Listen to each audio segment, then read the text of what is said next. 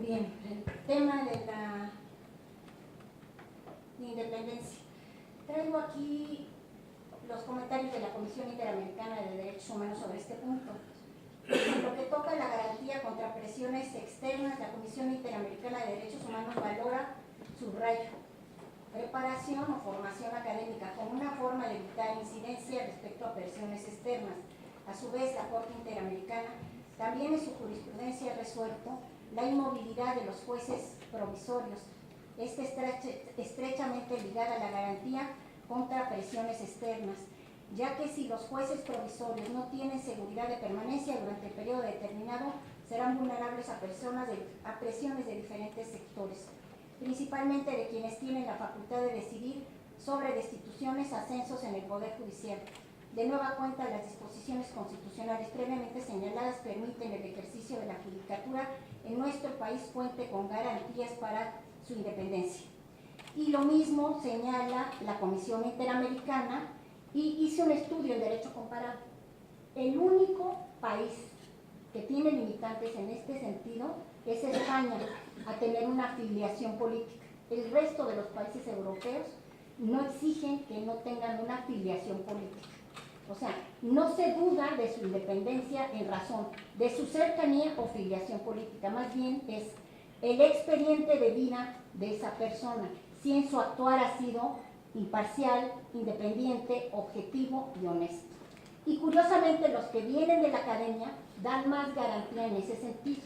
¿Por qué? Porque no vengo de litigio, no tengo intereses creados porque haya litigado, que hay ministros de la Corte que sí han litigado, o bien también del mismo Poder Judicial, que también hay, en algunas ocasiones, hay tráfico de influencias o se asumen ciertos compromisos. Bueno, en el caso de que yo llegara a ser afortunada e investida de esta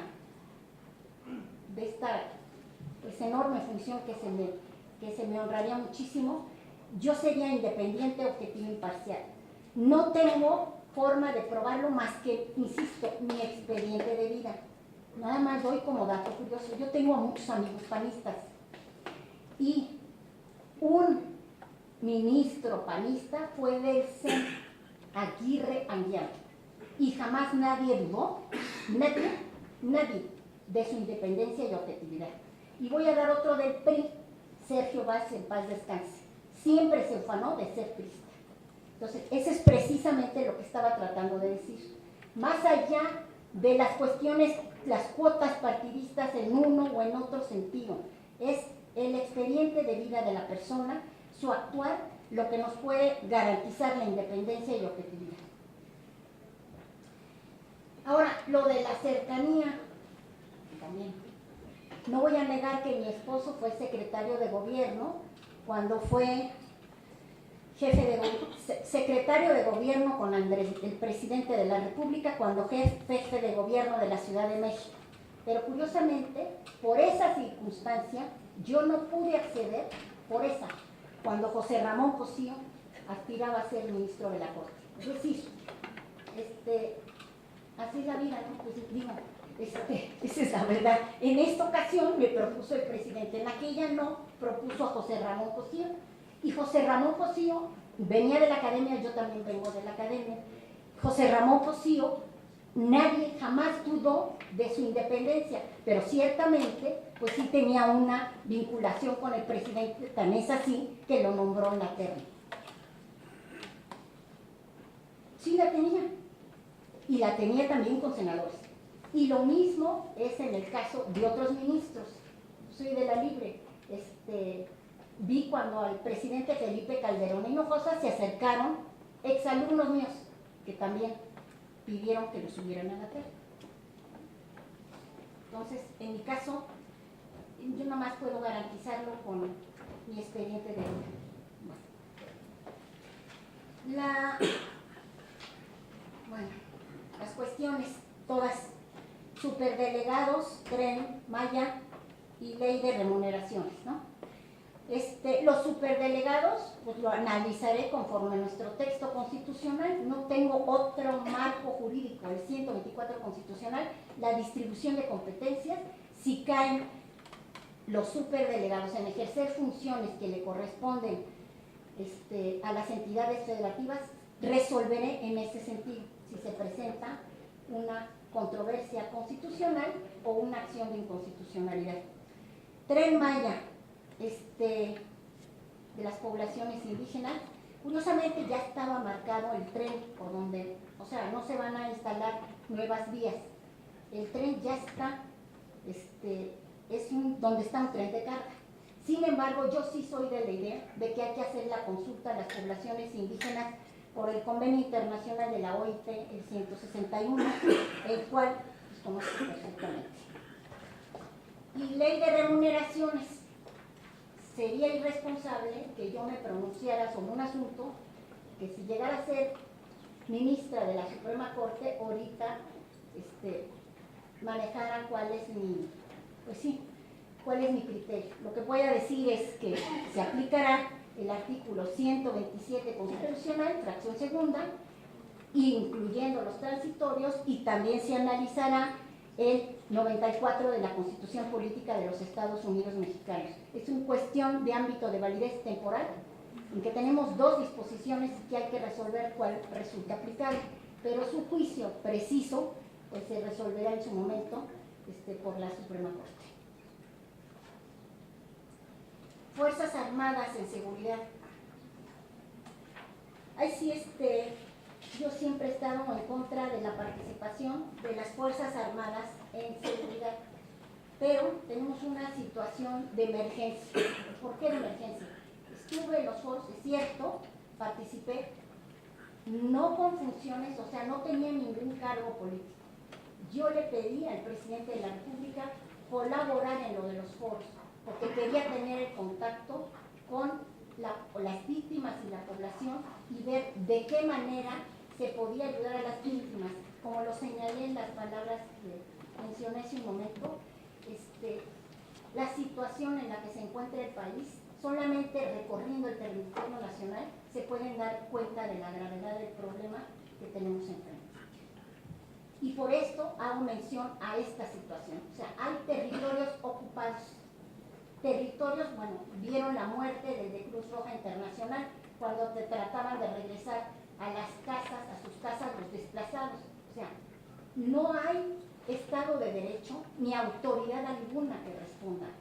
Y el problema que tenemos, o sea, así como vi un estado de emergencia y de ocupación de territorios en Guerrero, una situación difícil también en Tamaulipas y en distintos en Sinaloa, pero sobre todo en Guerrero y Oaxaca, donde no se ve el Estado de Derecho, donde las personas se quejan de los propios policías, porque se hicieron certificaciones al vapor, ad hoc. Tenemos pocos elementos de policía, no tenemos más de 200,000 policías, o sea, es nada, y se necesita para salvar esta situación de emergencia precisamente la participación del ejército. De otra manera, los muertos se irán sumando día con día, y es el derecho fundamental que ahorita está gritando la ciudadanía, más allá de cualquier otro, es derecho a la seguridad. Entonces, con base a esto, yo, en relación a las fuerzas militares, si estuviéramos en una situación de normalidad, yo diría que no tendrían que estar ejerciendo funciones de seguridad. Desgraciadamente, no estamos en una situación de regularidad, sino en una situación de urgencia, de extrema urgencia. Bueno, por eso es que veo con buenos ojos, sobre todo a raíz de los foros, que participen las fuerzas militares en lo que será la Guardia Nacional. Sí considero que la Guardia Nacional, y aquí no estoy de acuerdo, que estén al frente una autoridad militar. Yo creo que debe de estar una autoridad civil. Y la otra cuestión que también debería de ponerse artículos transitorios para establecer la temporalidad del funcionamiento de la Guardia Nacional, hasta que volvemos a una regularidad en esto de la capacitación de los policías, de certificarlos correctamente, Y no solamente para dar un pequeño panorama de la situación en la que se encuentran los policías, con el nuevo proceso penal acusatorio, los policías todavía no se han entrenado, no saben cómo guardar la custodia, o sea, guardar la escena del crimen, la cadena de custodia, la declaración que le tienen que tomar, si le pueden tomar declaración o no, lo que le tienen que decir al inculpado. O sea, hay una falta de preparación de la policía que con mucho, o sea, para poderlo tener totalmente capacitado, debemos de empezar con, se plantea una universidad para los policías, empezar para capacitarlos en este proceso penal acusatorio, porque ahí está de por medio todo lo que es, pues sí, la seguridad jurídica de poder retener a los responsables de los que cometen los delitos y para acabar con la impunidad. Entonces, eso es más urgente con los policías y dejar la seguridad, que además son insuficientes los elementos, a lo que es la Guardia Nacional. Observancia, pues nada, puedo estar más de acuerdo con que se deben de cumplir con las resoluciones de la Comisión de la Corte Interamericana de Derechos Humanos. Voy a confesar, no me da pena decirlo, soy muy amiga del que fue juez y presidente de la Corte Interamericana de Derechos Humanos, soy juez de la Corte Internacional, Antonio Augusto Cansado Trindade. Conozco de pies a cabeza todo el sistema internacional de protección a los derechos humanos. Y en el caso de México se ha hecho caso omiso, y esto con seguridad. El caso Campo Algodonero, toda la desaparición de las mujeres. México no ha cumplido con esa sentencia. Tendríamos que tener, se exigió y se pidió una base de datos de desaparecidos. Con motivo de los foros, precisamente, no hay base de datos de desaparecidos. En un viaje reciente que hice a Colombia por este tema me dijeron, no lo podían creer, ni una base de datos, ni una base de datos, ni de trata de personas, niñas y adolescentes. Entonces, ¿cómo se va a hacer la investigación? Entonces, no estamos cumpliendo con las sentencias de la Corte Interamericana, ¿no? Ese es el caso Campo Algodonero. Ya no digo el caso Radilla, porque en el caso Radilla teníamos que detener a los responsables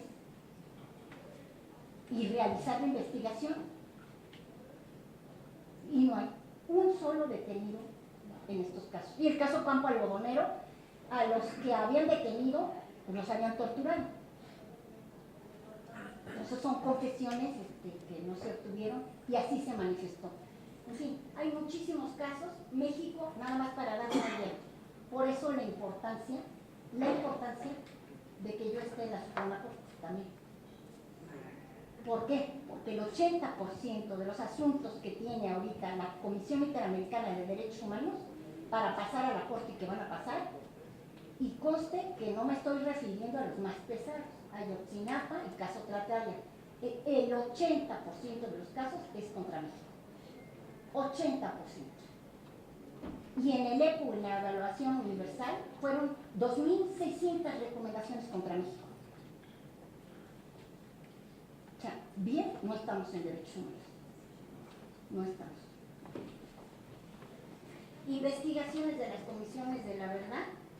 La verdad es que así que muy reiterativa, pero bueno. A ver, comisiones de la verdad no llegan a resolver el problema. No lo resuelven. No lo resuelven, pero ayudan en lo que es, aunque sea reiterativo, memoria del problema, y que las víctimas puedan tener por lo menos una satisfacción mínima. ¿Qué fue lo que me ocurrió en los foros? Las personas, aunque la prensa no fuera en ese sentido, nos agradecían que por primera vez se les escuchara a las víctimas. Por primera vez. O sea, tocaban 1000 puertas y nadie las escuchaba, como que sus problemas son menores, ¿no?